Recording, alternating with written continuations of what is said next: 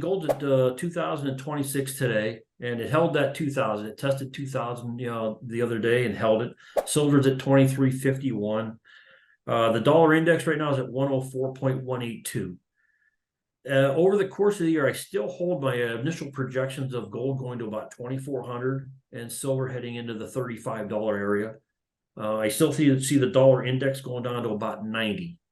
And then over the next 3 to 5 years after that, having it trade down to about 70.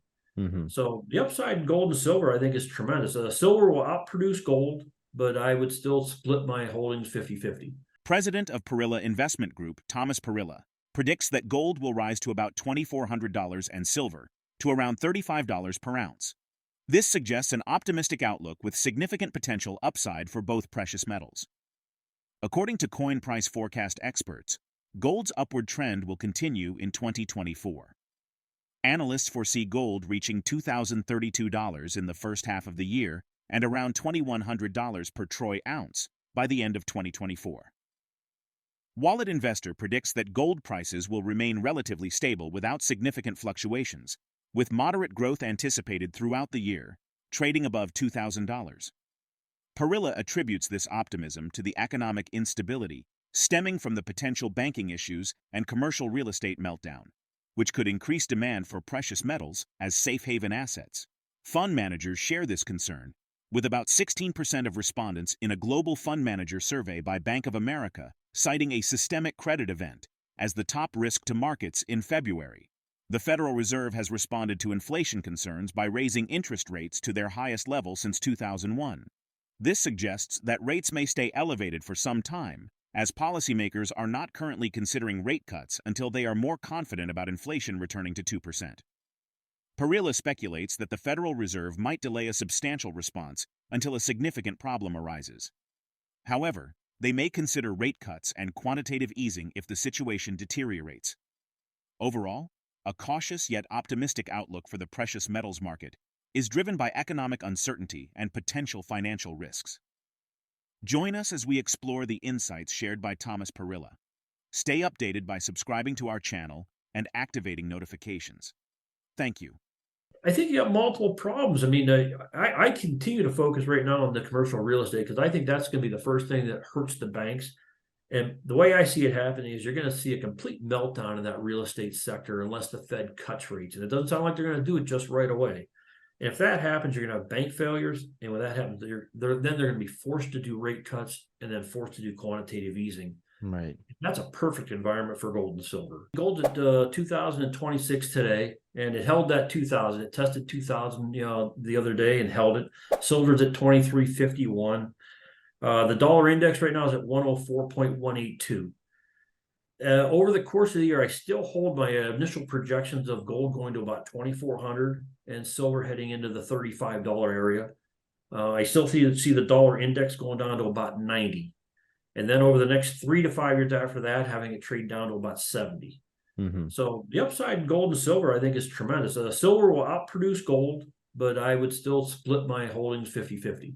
Yeah, I think they're going to delay it until they actually break something significant that they can't get out of. They worked around Silicon Valley Bank when it went down.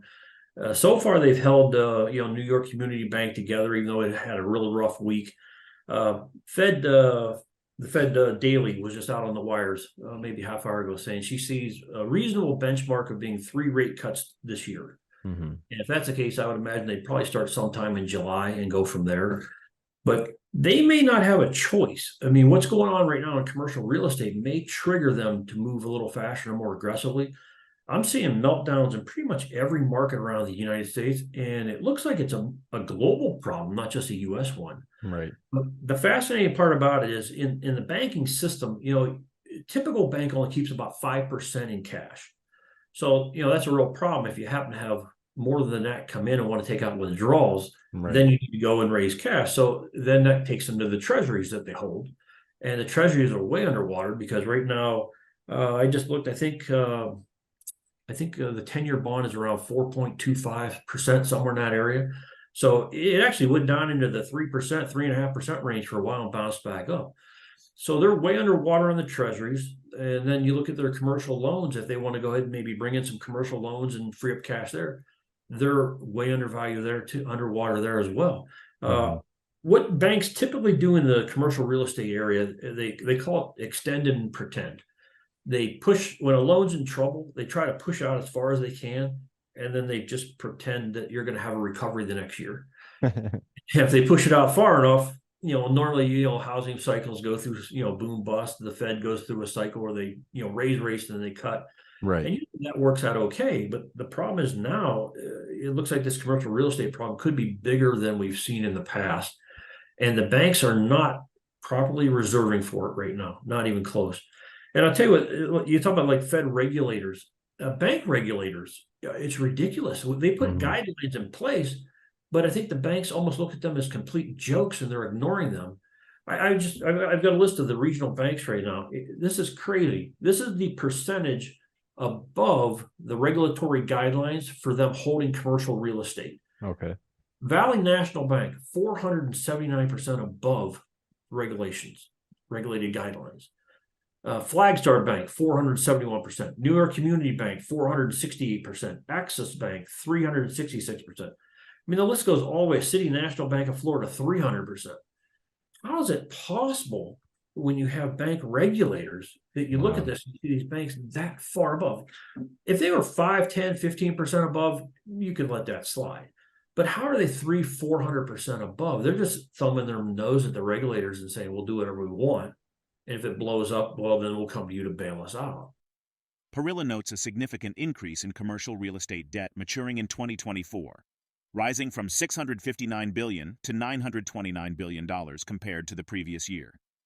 According to Parilla, this increase is primarily attributed to underperforming loans from the previous year being extended rather than defaulting, suggesting a temporary measure by lenders to manage potential risks.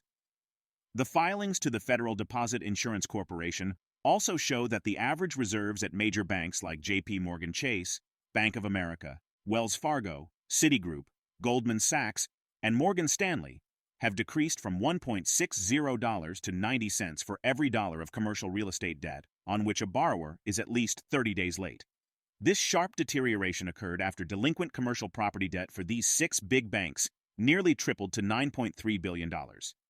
This trend is not unique to these banks, as the wider U.S. banking sector also saw a significant increase in delinquent loans tied to commercial properties last year.